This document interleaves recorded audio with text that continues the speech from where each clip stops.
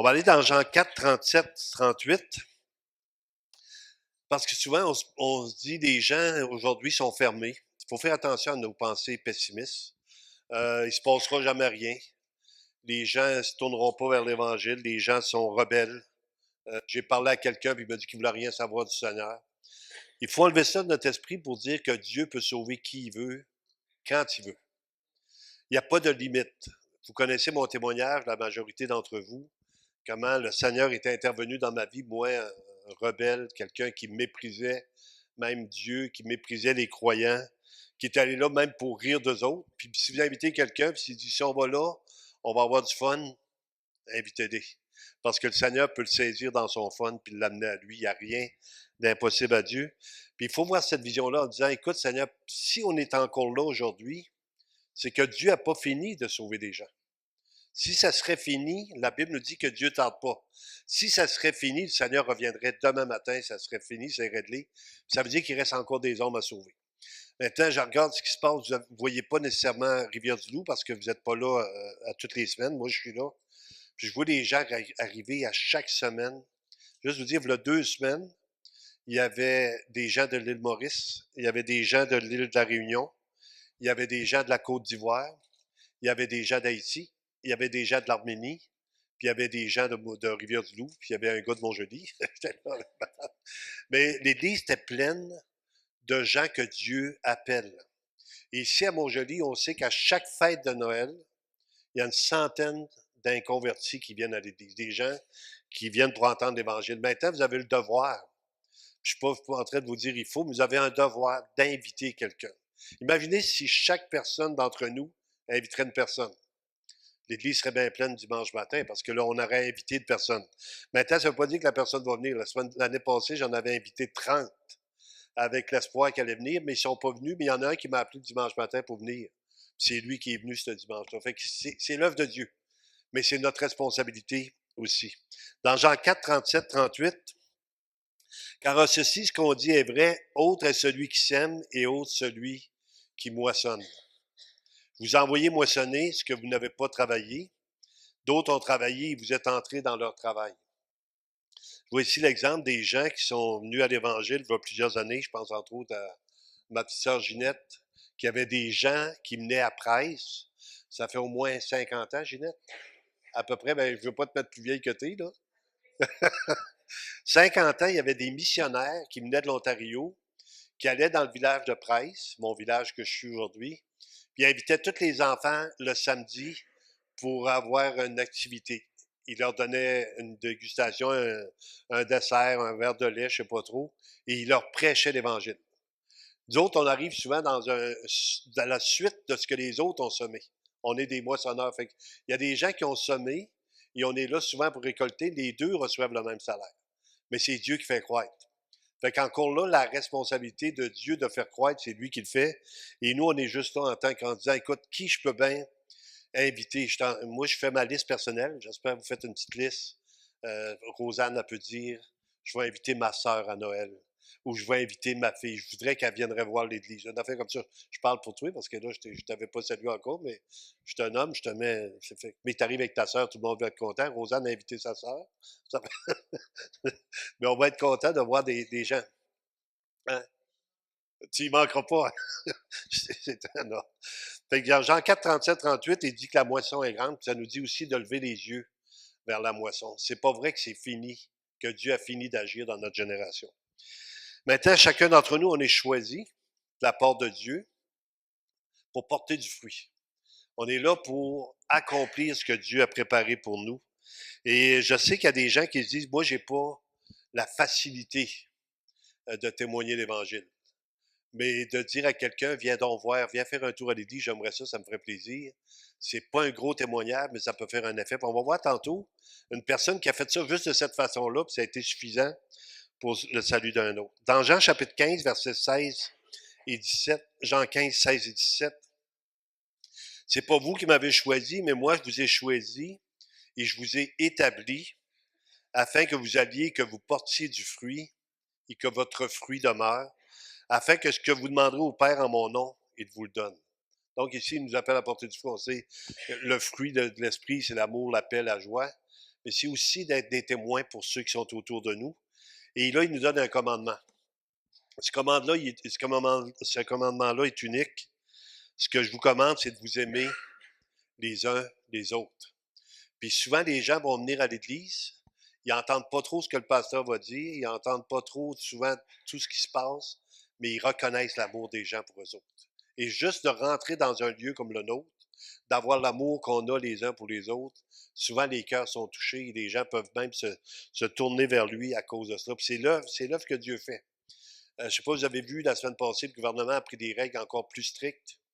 Ils ont fermé toutes les écoles aux chrétiens, toutes les écoles primaires, secondaires. Ce que je veux dire par là, déjà, on n'a plus l'enseignement, mais une église ne peut plus louer une école la fin de semaine pour faire un culte. Fait qu'à partir de la semaine passée, c'est interdit. Il y a beaucoup d'églises qui ont fermé la semaine dernière parce que leur lieu de culte, c'était une école. On louait une école, comme je louerais l'école ici à côté. Et puis là, je dirais, bon, ben, on invite les gens, on prend des choses. Maintenant, c'est terminé. On fait pas ça à cause des chrétiens. On fait ça souvent à cause de l'intégriste qui rentre au pays présentement. Mais on est hypothéqué encore par ça. C'est encore des portes qui se ferment, mais Dieu nous ouvre des grandes portes à nous. Le lieu de culte qu'on a ici, ils ne peuvent pas le fermer présentement parce que c'est un lieu de culte qui nous appartient. On est sur des démarches à Rivière-du-Loup aussi pour trouver un bâtiment qui va nous appartenir éventuellement, mais parce qu'on sait que Dieu a un plan pour son Église. Dans Éphésiens 2,10, il nous dit qu'on est son ouvrage. On voit souvent le texte, hein? C'est par la grâce que vous êtes sauvés, par le moyen de la foi, ça ne vient pas de vous, c'est un don de Dieu. Êtes-vous d'accord avec ça? Tout le monde est d'accord avec ça, que ça ne dépend pas de ce que vous faites, ça dépend de ce que lui a fait. Fait que ça, il y a une unanimité là-dessus. Mais maintenant, il nous dit qu'on est son ouvrage ayant été créé pour de bonnes œuvres.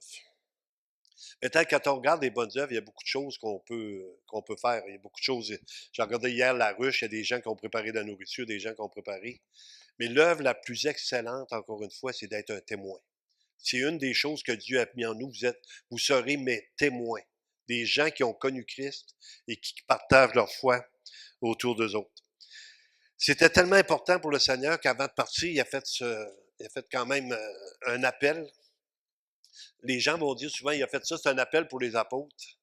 Mais moi, je crois beaucoup plus que c'est un appel général pour chacune des croyants. Parce que si vous êtes né de nouveau, vous avez déjà en vous la parole de la réconciliation. Vous avez déjà en vous quelque chose qui a été planté. Maintenant, est-ce que vous vous souvenez comment vous étiez avant? Vous n'étiez pas les plus gros témoins. Qu'est-ce qui a changé? Christ est venu dans votre vie.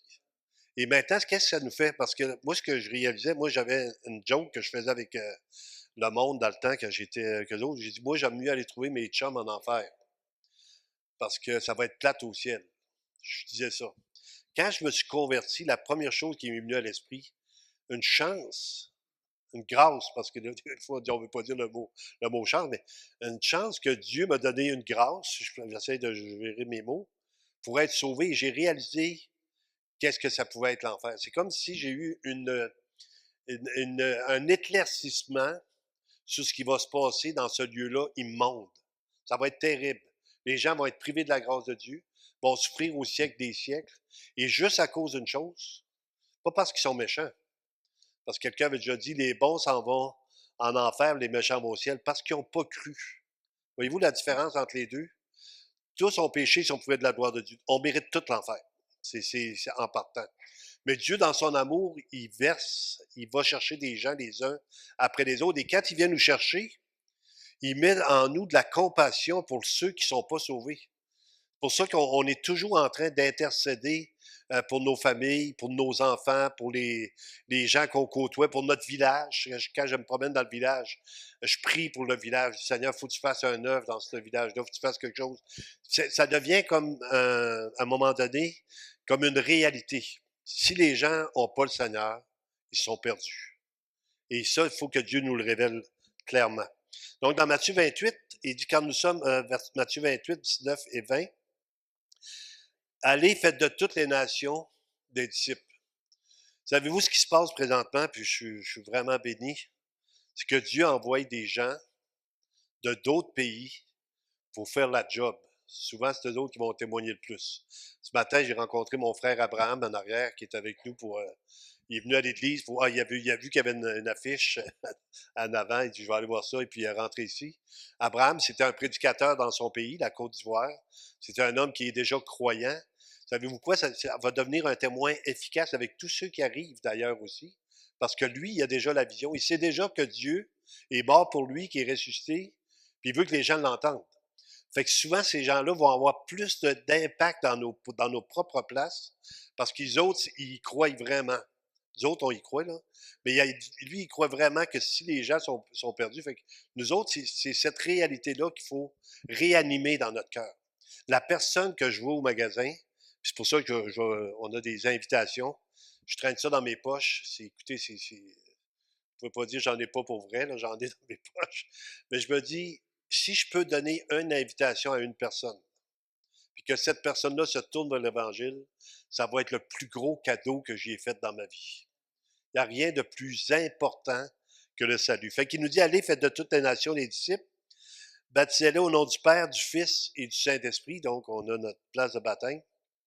Et après ça, on va leur enseigner à observer tout ce qui vous est prescrit. Et là, Dieu nous rassure encore une fois. Et voici, je suis avec vous tous les jours jusqu'à la fin du monde. Ayez pas peur d'être rejeté. Ça fait partie du Seigneur, il dit, vous n'êtes pas plus grand que le maître. C'est curieux quand quelqu'un nous dit, ah, je veux rien savoir de ton affaire, on est blessé, notre petit égo, mais moi le premier, là, je t'entends. J'aime pas ça me faire dire, je veux rien savoir de tes affaires. Mais après ça, je me rassure en disant, Seigneur, ça y est arrivé, lui, puis on n'est pas plus grand que lui. Mais pour une personne qui va dire oui, ça va avoir valu vraiment tout le désir de l'amener à l'Évangile. Dans Acte 1:8, donc il nous dit le Seigneur qui est avec nous autres. Et vous savez que Dieu, il est Trinité. Le Père, le Fils et le Saint-Esprit. Et là, il dit qu'il va nous envoyer le Saint-Esprit. Le Saint-Esprit est une personne à part entière qui convainc les gens, c'est son œuvre à lui, qui les amène à Jésus par son œuvre aussi, et qui habite dans nos cœurs. Quand vous êtes hier, on m'a organisé un petit souper de fête. J'étais triste parce qu'hier matin, je ne pouvais pas y aller, puis hier après-midi, le Seigneur me guérit. Puis je me disais, quand j'étais avec ces gens-là qui m'ont organisé un petit souper, c'est le Saint-Esprit est en eux, c'est mes frères, mes sœurs. Et ça, c'est l'œuvre de Dieu. Quand quelqu'un rentre dans l'Église, qui se convertit, il devient automatiquement un participant de la famille. C'est comme, on a des bébés, j'ai regardé des petits bébés à notre ami Étienne et Élodie. Je sais pas, vous avez vu la belle petite fille, la poupoule? Tantôt, elle a dormi, mais c'était pas moi, j'avais pas commencé à prêcher. Fait que Élodie, Philémon, quelle belle famille. Mais quand on reçoit un bébé comme ça, on est-tu content un peu eux autres? En tout cas, ils ont l'air contents, même si Étienne il a l'air fatigué un petit peu de ses nuits. Mais ils sont contents. Une église qui ne rentre pas de nouveau, ça devient une église morte. Une église qui, à un moment donné, peut même amener de la critique entre nous autres, il ne se passe rien. Mais aussitôt qu'il rentre un nouveau, que vous êtes concerné par un nouveau, vous avez déjà à cœur d'en prendre soin. C'est comme le Seigneur vous a donné un bébé. Dans Acte 1:8, il dit, vous recevrez une puissance, le Saint-Esprit, survenant sur vous, et vous serez mes témoins. Un témoin, c'est quelqu'un qui raconte qu'est-ce qu'il a vécu. Si vous êtes né de nouveau, vous êtes déjà un témoin de quelque chose que vous avez vécu. Vous serez mes témoins à Jérusalem, dans toute la Judée, dans la Samarie et jusqu'aux extrémités de la terre. Donc, il disait ça aux apôtres qui étaient réunis à ce moment-là. Et savez-vous qu'est-ce que ça a pris pour qu'ils aillent aux extrémités de la terre? Ça a pris une persécution. Parce qu'ils étaient tous ensemble, ils étaient bien, ils se réunissaient, ça a pris une persécution, puis là, ils se sont répandus pour que l'Évangile puisse être répandu partout. Et jusqu'à aujourd'hui, ça fait 2000 ans quand même, là. Jusqu'à aujourd'hui, il y a encore des témoins partout dans le monde qui font l'Évangile. Il y a des églises persécutées qui témoignent l'Évangile, et nous, on a le privilège de présentement de ne pas être persécutés. Vous pouvez dire ça à n'importe qui à Montjoly, vous pouvez l'inviter. Puis je suis content parce qu'on a notre foyer de personnes âgées, ils veulent tous venir dimanche le 15, fait que notre sœur Carole va les apporter. Mais ils veulent tous venir voir l'Église. Ils ont hâte de venir participer avec nous. Maintenant, comment ça se fait? Souvent, c'est de raconter notre témoignage. Je suis content parce que Clermont, mon frère, il m'encourage, il dit, tu le diras pas trop souvent ton témoignage. Tu peux le dire encore. Un témoignage, c'est qu'est-ce que Dieu a fait pour toi. D'où ce que Dieu t'a arraché, comment il t'a donné la paix, puis comment maintenant il t'utilise pour la gloire de Dieu. Donc, chacun d'entre nous, on a ce témoignage-là. Et un des témoignages, j'en ai sorti deux ce matin à travers les Écritures, des gens qui ont vraiment été touchés de la part de Dieu d'une façon particulière. Et la première chose qu'ils ont faite, ils l'ont dit à d'autres. Ils n'étaient pas capables de garder pour eux le trésor qu'il y avait dans leur cœur. Je ne sais pas si vous connaissez le ministère de Claude Tremblay, JASP. Claude Tremblay, parcourt, je peux dire, tous les villages du Québec. Je ne sais pas comment ça fait de fois qu'il est fait.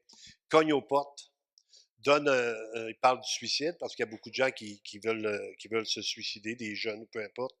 Et il raconte en même temps le témoignage de la grâce de Dieu. Et sur sa photo, c'est comme s'il y a des gens qui sont tous en train de souffrir, mais il y a des gens qui vont prendre le temps de leur dire, viens entendre le message de l'Évangile. Dans Marc chapitre 5, versets 17 à 20, peut-être juste vous donner une idée. Quand vous faites votre témoignage, comment vous étiez avant? Vous n'avez pas besoin d'aller dans les détails de votre vie si vous aviez une vie comme la mienne. Les gens, c'est pas vraiment nécessaire. Mais il faut leur dire que vous aviez un manque. Vous savez, on a tout un vide dans le cœur à la grandeur de Dieu. Quand Dieu nous visite, c'est comme le morceau de casse-tête, là. Puis en anglais, c'est puzzle. Non, je savais un mot en anglais. Madame Adèle, puzzle. Oui, un puzzle. C'est un morceau de puzzle, de casse-tête. Mon accent n'est pas bon, hein? Non, je parle en anglais avec Adèle des fois. Mais c'est le morceau qui manque. Chaque personne a un vide. Pourquoi vous pensez que les gens veulent autant mourir quand ils arrivent à la fin? Ils ont un vide. Pourquoi il y a autant de suicides au Québec, 4 par jour? C'est beaucoup plus que les accidents de la route. Les gens ont un vide. Et si on leur présente que Dieu peut remplir le vide, ça fait une différence dans leur vie. Ils peuvent l'essayer. Donc, c'est un témoignage en leur disant, écoute, le vide que tu as, Dieu peut le combler. Et après ça, on leur dit aussi comment Jésus a fait, qu'est-ce que ça a changé dans ma vie, comment ça m'a donné une espérance. Hein, c'est que les gens sont sans Christ, sans Dieu, sans espérance. Alors, ça, on parle du témoignage du démoniaque de Gadara. Si vous prenez le temps de lire toute l'histoire, c'est un démoniaque. Vous vous souvenez de la place il a demandé d'être envoyé dans les pourceaux, 2000 démons qui ont sorti de cet homme-là. Et cet homme-là a un désir, après qu'il est délivré, c'est de suivre le Seigneur. C'est d'être avec le Seigneur. Et savez-vous, ce qui est intéressant dans l'histoire, c'est que Dieu veut pas. Jésus dit, il ne le lui permit pas. Pourquoi le Seigneur ne permet pas à un démoniaque qui vient d'être délivré de le suivre? Parce qu'il y a un job pour lui. Tu vas aller le dire aux autres. Il l'arrête et il dit non, tu n'as pas besoin de le suivre. Ton témoignage est tellement percutant que toi, maintenant, tu vas avertir les autres de ce que je suis capable d'accomplir dans leur vie. Comment je peux leur donner de l'espoir, comment je peux les délivrer, comment je peux les ramener dans leur bon sens. Hein, des fois, les gens vont nous dire, vous autres, les chrétiens, vous avez eu un lavage de cerveau, puis moi, moi, je vais dire, j'en avais tellement besoin. C'est la meilleure chose qui m'est arrivée. Comme si quelqu'un n'a pas besoin d'être nettoyé de sa pourriture. Et regardez comment ça va se passer. Alors, ils se mirent à supplier Jésus de quitter le territoire. Ça, c'est toute l'histoire. Comme il montait dans la barque, celui qui avait été démoniaque lui demanda la permission de rester avec lui. Jésus ne le lui permit pas. Quand même impressionnant. Je reste toujours marqué parce que il me semble que tu as quelqu'un qui vient de se convertir, il veut te suivre. C'est comme dit nous autres, on veut rester à l'église, on veut être tranquille, on est bien avec toi, Seigneur. Et le Seigneur lui dit, maintenant, je vais vous donner une responsabilité. Vous savez, on est responsable. Hein? Quand vous avez une famille, on est responsable. On devrait être responsable. Dans ça, j'ai dit, va dans ta maison. Et souvent, c'est là que ça commence. Et souvent, c'est là qu'on est déçu, hein, dans notre maison. On dit, comment ça, on leur a témoigné, puis ils te voient bien avec tout ce qui s'est passé, que Dieu est avec moi. Mais il dit, va dans ta maison, vers les tiens. Donc, on commence par ceux qui sont proches. Et raconte-leur tout ce que le Seigneur t'a fait et comment il a eu pitié de toi. Quand je fais mon témoignage, souvent, c'est ce que je dis, comment Dieu a eu pitié d'un rebelle ingrat, irreligieux, qui vivait dans sa tour d'ivoire et qui avait besoin de juste des choses qu'il y avait là, mais qui était encore malheureux. Et regardez qu'est-ce qu'il a fait. Le Seigneur dit, va dans ta maison. Mais là, il va désobéir cette fois-là. Tantôt, il ne voulait pas qu'il le suive, il va obéir, mais il s'en alla, il se met à publier dans la Décapole. Il ne s'est pas arrêté à sa famille, il a dit les gens sont perdus, donc il est allé dans la Décapole. Tout ce que Jésus avait fait pour lui. Maintenant, je ne sais pas c'est quoi votre témoignage. Le problème, c'est qu'on se dit, vu qu'on n'a pas vu une vie rebelle, une vie tout croche, on n'a pas de témoignage. Une vie, un témoignage de quelqu'un qui avait une vie saine, le plus possible, parce qu'on est tous pécheurs, qui s'occupait de sa famille, qui vient à Christ, a plus d'impact dans la vie d'un gens que d'un tueur à gage qui en a tué 10 puis qui se repent. Ça, c'est pas la majorité, je veux juste vous le dire. Là. À l'Église, il n'y a pas de tueurs. J'en ai pas connu qui ont tué quelqu'un. Mais de voir quelqu'un qui reconnaît son besoin dans sa bonté, si on peut dire, dans sa... Un exemple, Denise Fortin, Denise Caron. Bonne personne. Vous connaissez Denise? C'est une bonne personne. Un bon mari. Il n'a pas toujours été un bon mari, mais là, ça va mieux. Depuis plusieurs années, le Seigneur a fait son œuvre. Mais Denise, chez eux, dans sa maison, pendant que quelqu'un y avait témoigné de l'Évangile, a reconnu son besoin du Seigneur, malgré qui elle était. Ça a un impact. Parce que toi, tu n'avais pas besoin. Non, j'en avais besoin. J'avais besoin du Seigneur. J'avais pas cette paix-là, j'avais pas cette assurance-là. Et je peux en nommer plein s'il y a des. Je prends un exemple comme ça parce que c'est juste que je connais un petit peu son témoignage, mais comment le Seigneur est intervenu pour elle, est intervenu pour les autres aussi. Choisissez pas qui vous devez convertir. Le Seigneur les connaît. Fait que ça peut être une bonne personne en apparence qui a un vide énorme dans le cœur ou une mauvaise personne qui va reconnaître ses péchés, mais on n'a pas à choisir, on a juste à inviter. Qu'est-ce qui est arrivé avec la décapole? Tout ce que Jésus avait fait pour lui, et tous furent dans l'étonnement. Et plus loin, ça nous dit, j'ai-tu donné l'autre verset après, Ginette? Peux-tu y aller, s'il vous plaît? Jésus, dans la barque, regagna l'autre rive où une grande foule s'assembla près de lui. Il était au bord de la mer. Fait que l'impact a été majeur. Jésus s'en va plus loin et il y a une grande foule qui l'attend. Les gens entendent l'Évangile à leur tour. Un autre témoignage que j'avais, c'est la Samaritaine. La Samaritaine, c'est exceptionnel. Comment ça se passe avec elle aussi, là. La Samaritaine, elle s'en va à midi chercher de l'eau. Ce qu'on dit souvent, je vais vous raconter l'histoire dans mes mots. Et à midi, il n'y a personne qui va au puits. En Haïti, il n'y a personne qui va au puits à midi non plus. Les gens, ils vont le matin quand c'est plus frais ou le soir, les gens vont chercher de l'eau. Mais elle, elle va le midi, elle a honte de sa vie. C'est une vie qui était quand même spéciale. Et là, elle rencontre Jésus sur le bord du puits. Et Jésus va prendre le temps avec elle. Il va prendre le temps de parler avec elle. Il va lui offrir un don. Il va lui offrir de l'eau pour la vie éternelle. Elle, elle ne comprend pas, elle est complètement biaisée dans son entendement. Et puis là, le Seigneur va révéler qui elle est. Il dit, va chercher ton mari. Savez-vous qu'est-ce qu'elle répond? Vous connaissez l'histoire. J'ai pas de mari. Puis là, lui, il dit, t'en as eu 5. Celui-là que t'as, c'est pas le tien. Fait que là, elle dit, t'es prophète. Il y a comme une révélation qui se commence en elle. Parce qu'au début, c'était juste un homme. Normalement, même euh, les, euh, les Juifs n'ont pas de rapport avec les Samaritains, ça n'a aucun contact entre eux autres, et surtout avec une femme. À l'époque, les femmes étaient vues comme moins. C'est le Seigneur Jésus qui a relevé le statut de la femme, juste pour vous dire, quand on parle des femmes, souvent on dit les femmes soumises, puis tout ça. Non, non, Jésus a relevé le statut de la femme au point même que quand il est mort, il est ressuscité, c'est des femmes qui étaient là les premières. Il a relevé le niveau, puis il les a mis côte à côte aussi avec l'homme en disant, c'est pas que le mari domine sur elle, mais que les deux sont complices dans leur relation. Et ça va être dans des prédications à venir, entre autres dans Éphésiens, quand on va continuer le texte. Donc, qu'est-ce qu'elle fait après qu'elle entend ça? Elle est complètement bouleversée par le Seigneur. Et puis, elle décide, on va reculer un petit peu, peut-être on va aller voir le texte un petit peu avant. Dans Jean chapitre 4, on peut-tu commencer au verset 32, Madame Ginette, s'il vous plaît? Jean 4, 32. Et ben, il leur dit, j'ai à manger de nourriture. Donc, ses disciples arrivent et ils veulent vraiment savoir qu'est-ce qu'il faisait là. J'ai à manger de nourriture que vous ne connaissez pas.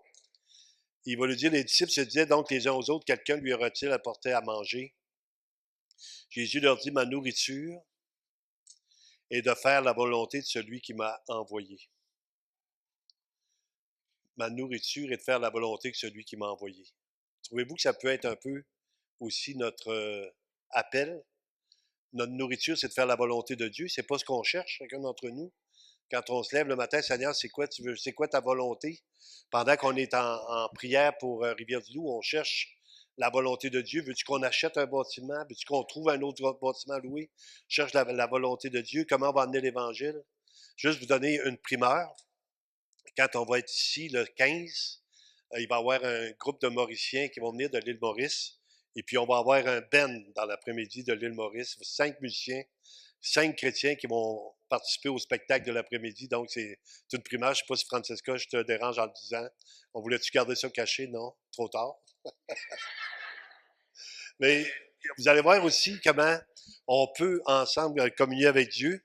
Puis ici, Jésus leur dit, ma nourriture, c'est de faire la volonté de mon Père et d'accomplir son œuvre. Étant donné que c'est sa volonté, que c'est ce qu'il veut faire lui, imaginez pour nous aussi, en tant que croyants, il dit, ne dites-vous pas qu'il y a encore 4 mois jusqu'à la moisson. Voici, je vous le dis, levez les yeux et regardez les champs qui déjà blanchissent pour la moisson. Il y a une chose qu'il leur demande de faire, de lever les yeux. Parce que quand on regarde à ce qui se passe, c'est catastrophique. Quand on regarde à nos gouvernements athées, quand on regarde aux lois qui passent, quand on regarde, on combat, mettons, contre l'avortement, puis ça semble jamais mettre autant de lois sur l'avortement, d'en mettre plus encore.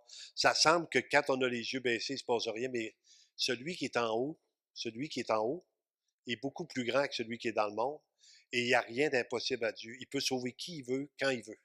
Moi, je crois vraiment que Dieu peut le faire pour n'importe qui.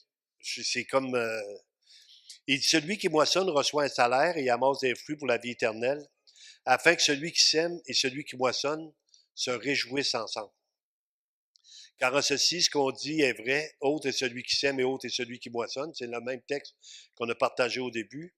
Je vous ai envoyé moissonner ce que vous n'avez pas travaillé. D'autres ont travaillé et vous êtes entrés dans leur travail. Plusieurs Samaritains de cette ville crurent en Jésus à cause de cette déclaration formelle de la femme. Ils m'ont dit tout ce que j'ai fait. Donc, les gens vont croire ici à cause de son témoignage. Ils m'ont dit tout ce que j'ai fait, donc ils ont cru. Mais quand les Samaritains vinrent le trouver, ils le prièrent de rester auprès d'eux. Donc, il y avait cette soif-là, cet intérêt-là. Et il restait là 2 jours. Et regardez ce qu'il va dire après. Beaucoup plus grand nombre crurent à cause de sa parole. Donc, on amène les gens, on leur fait notre témoignage. Il y en a qui vont croire en Dieu. Maintenant, la parole est annoncée et là, ça fait un effet vraiment dans leur vie. Puis ils disent à la femme, ce n'est plus à cause de ce que tu as dit que nous croyons, car nous l'avons vu, quand nous l'avons entendu nous-mêmes, et nous savons qu'il est vraiment le sauveur du monde. Quand Dieu réveille un mort, il réalise que Dieu est vivant. Quand on est mort, on n'entend rien. Hein? Je sais pas si j'espère que vous ne faites pas ça, là. Aller voir un mort et il dit, tu m'entends-tu? Ça, c'est un mort physique.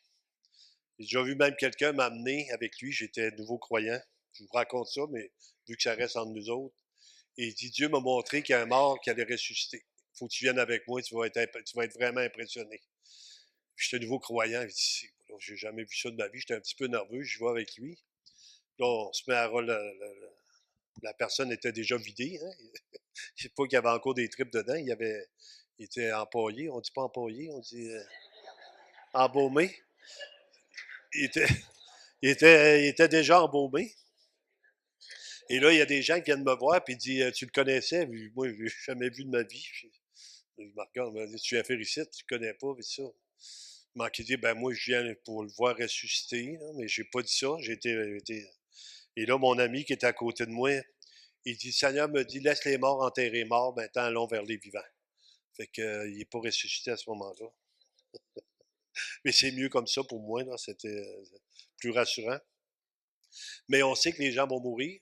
Chacun des personnes, hier, on a fait un service.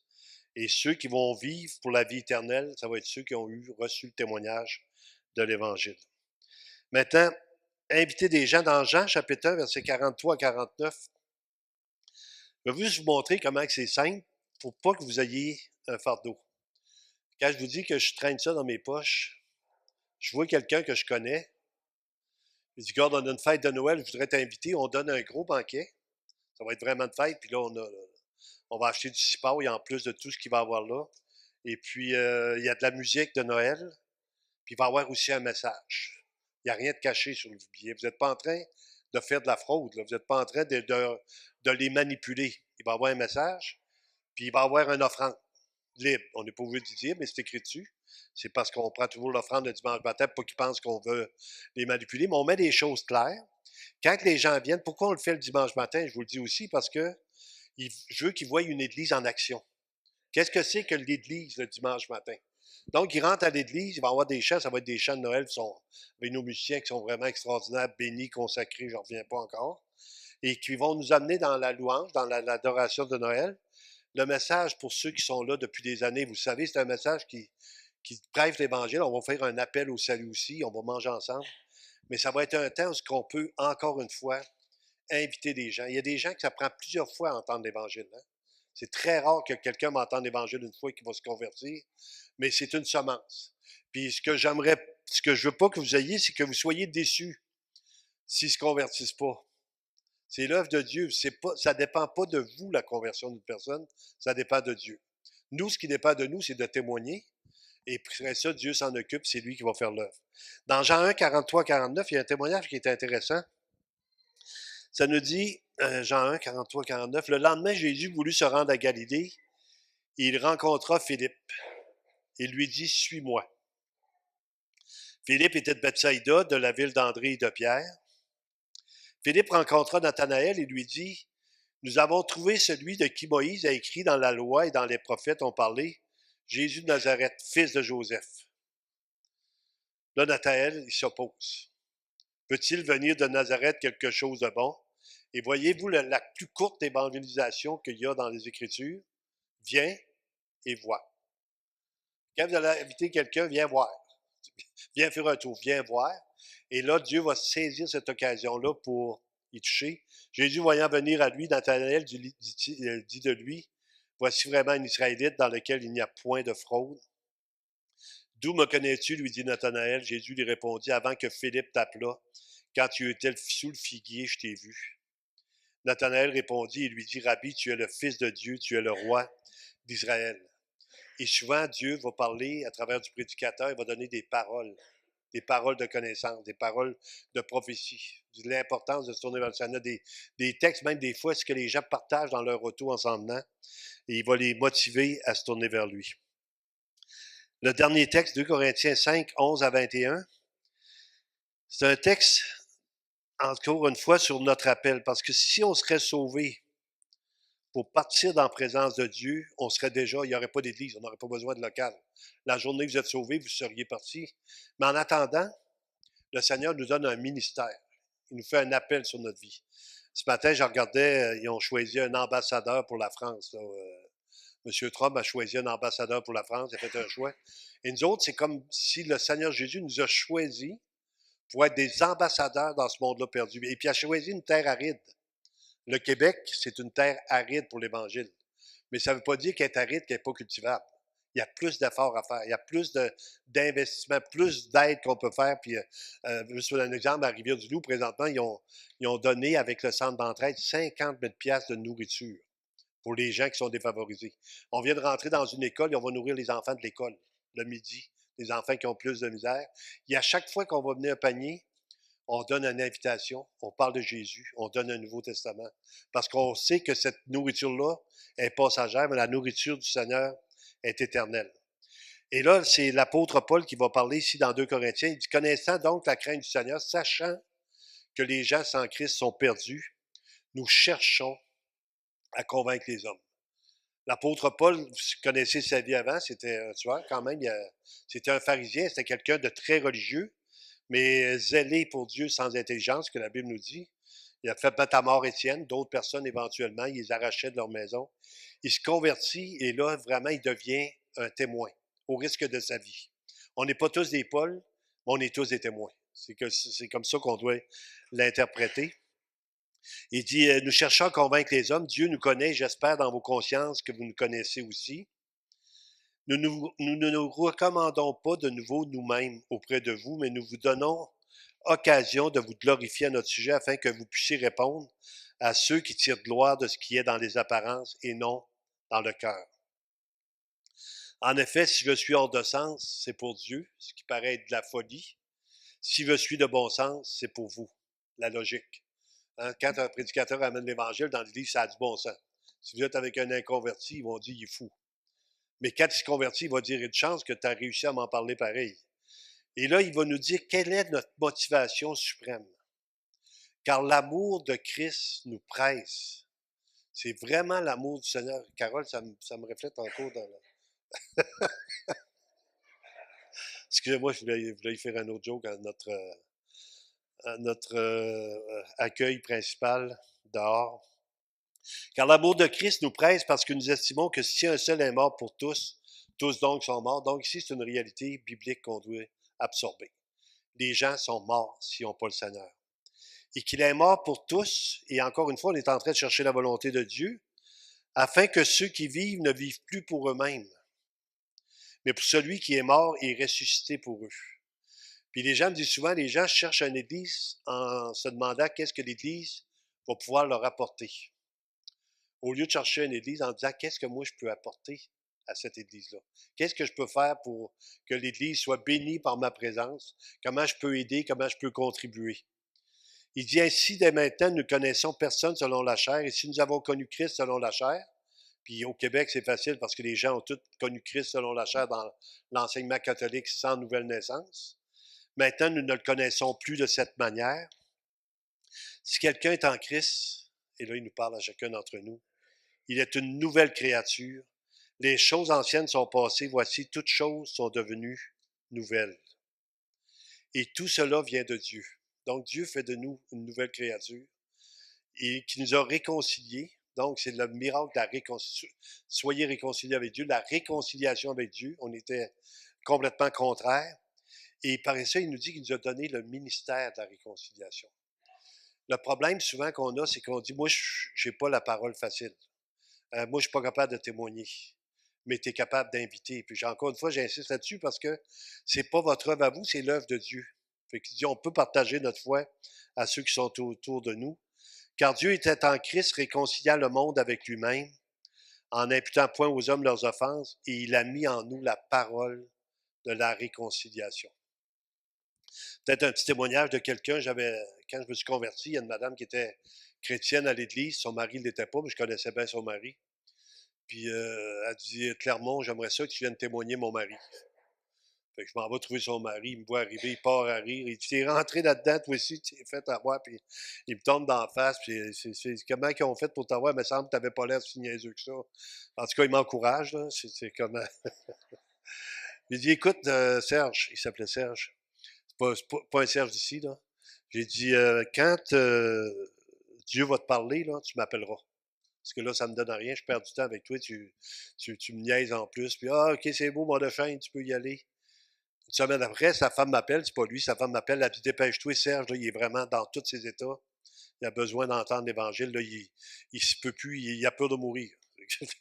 Fait que là, j'arrive chez eux, je dis la même chose, regarde, Serge, Christ est mort pour toi. Il dit comment on fait? Comment on fait? Ben, je dis, on fait juste donner sa vie à Jésus. Oui, oui, oui, comment on fait? Puis là, j'ai prié avec lui. Sa vie était transformée. Il marche dans une église encore aujourd'hui. Il est rendu à Québec. Mais voyez-vous que c'est pas moi, c'est Dieu. Nous autres, on est juste là comme des témoins, on invite et puis on laisse le Saint-Esprit agir. Ce que ça fait, c'est que vous ne serez pas sur la condamnation de ne pas en avoir fait assez, puis vous allez avoir sur la bénédiction de dire, ben moi, j'ai juste dit ce que le Seigneur voulait que je dise. Et il termine le texte en disant, nous vous en supplions au nom de Christ, soyez réconciliés avec Dieu. Celui qui n'a point connu le péché, il l'a fait devenir péché pour nous, afin que nous devenions en lui justice de Dieu. Et le dernier texte, chapitre 6, le verset suivant, c'est 2 Corinthiens 6, 1. Excuse-moi, Ginette, on va reculer un petit peu. On a fait 2 Corinthiens 5 jusqu'à 21. J'aimerais qu'on mette 6, 1, 2 Corinthiens 6, 1. Encore une fois, votre bénédiction est là. Puisque nous travaillons avec Dieu. C'est lui qui va faire l'œuvre. On travaille avec lui. Il dit qu'il est avec nous autres tous les jours jusqu'à la fin du monde, il ne nous abandonnera jamais. Nous vous exhortons à ne pas recevoir la grâce de Dieu en vain. Et Paul va dire, j'ai fait plus que toutes vous autres, mais pas moi. La grâce de Dieu qui est en moi. Donc, la grâce de Dieu est sur chacune de vos vies pour que vous puissiez pendant les 2 semaines qui restent, prier pour des gens, inviter des gens, les invitations sont en avant, puis on va voir encore une fois comment Dieu va manifester sa grâce dans notre région. Amen. On va prier, on va demander à Pasteur Luc qui vienne pour la Sainte Seine ce matin.